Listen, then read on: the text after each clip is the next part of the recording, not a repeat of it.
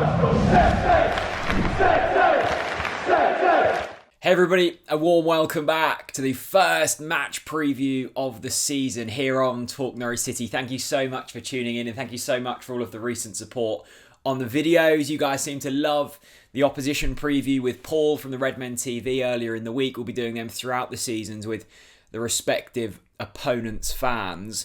I learnt a lot from that chat with Paul, and I think I've learnt a lot once again about the Premier League as we approach our first game on Saturday at 5:30. We are so used to bouncing between the divisions as Norwich City fans, but it seems like the gap gets ever larger each year we come back, and it's no different this time around. Norwich City will be going up against Jurgen Klopp's Liverpool side, a side that have won the Premier League, the Champions League, the World Super Cup in recent years. Struggled more than they probably expected to last season, but still were top of the table come Christmas, and then an injury crisis that Norwich City fans know how difficult they can be. They suffered, and Van Dijk was out, and Matip was out, and all of their defensive players were out, and they never quite got going. They still managed to finish third, and I think they're expecting slightly bigger and better things this season. We're here to talk about Norwich though, and Norwich City have made big progress this week with the confirmation of the signings of Sargent from Werder Bremen, Josh Sargent, the striker, and also Christos Tzolis coming in from PAOK. Now, I'm just looking now at the signings we've made. Billy Gilmore, Angus Gunn, Ben Gibson, Dimitri Yanulis, Christos Tzolis, Milo Rashica, Pierre Lemalou, and Josh Sargent. That's £53 million spent in this summer transfer window. Now, I know that Yanulis and Gibson were loan deals, so they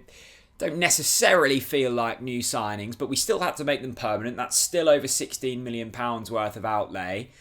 And then we've added others as well. There's a relative unknown about Rashica and Lemalou and Josh Sargent, but all of them come with real excitement, and Christos Tzolis. And you hope that even if 2 out of the 4 of them work, the Norwich City will be on to a good thing. Now, it looks likely that all of them signings will be available for this weekend.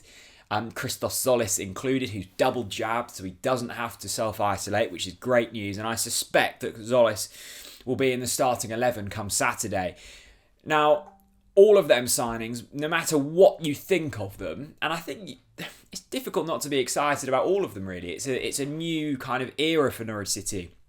We're spending more money, we're able to spend more money, and we're recruiting in markets that Daniel Farke and Stuart Webber maybe don't necessarily know as much about as the likes of Germany, but we've got a proven track record there. Yanulis has come in, of course, from PAOK. We've gone back and signed Christos Tzolis. Now everybody knows how difficult Norwich City's start to the season is. Liverpool, Manchester City, a Bournemouth game in the EFL Cup is then before Leicester, Arsenal and Watford. Now, the Watford game on the 18th of September is the one that we will all be looking at. That's the side that we should be not necessarily expecting to beat, but need to be beating if we want to survive in the Premier League this season. The 4 games prior to that, including Liverpool this weekend, not many people are expecting us to pick up points. Now, you can look at this one of 2 ways.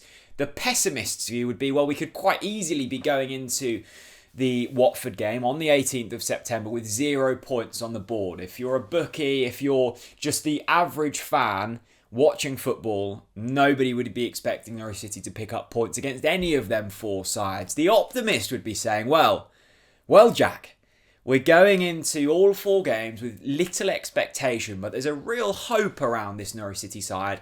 And historically, we've often performed well against the bigger teams. You think back to the days of beating Manchester United and Arsenal at Carrow, Manchester City the last time we were in the Premier League. We can beat the big boys, and you never know. We could cause a surprise, and then you're going into that Watford game, the game that Daniel Farke and the players will be knowing they need to put in a good performance, with it being at Carrow Road as well. If you can pick up some points in the games prior to that, you go into that with real hope. We don't quite know how Norwich City will play their football this season either. We, of course, tried to implement that swashbuckling style of football that worked beautifully against Manchester City and Newcastle earlier on in that Premier League season last time we were here, and then because of injuries and COVID and everything else, we fell away. We fell away off a cliff rather than a small slope. We then transition slightly. Ben Gibson comes in, Dimitri Giannoulis comes in. There's a lovely partnership formed between Hanley and Gibson. We've still got Max Aarons down the right, slightly more defensively sound, conceded far less goals, and found a real foundation that we could build from. Now, of course, you can get away with that in the Championship, and the opposition is far inferior to what we have in the Premier League. So we need to try and find that balance. We need to concede less goals, and we have to score more goals. Easily said and done. Hopefully, the additions of Giannoulis and Gibson, as I said, as we know all about, and the additions going forward in the likes of Tzolis and Rashika and Sargent will help with that. Saturday, I'm just buzzing to get back to Carrow Road. We've done some social posts alongside BT Sport, and their thing this season is all about hopes for the season.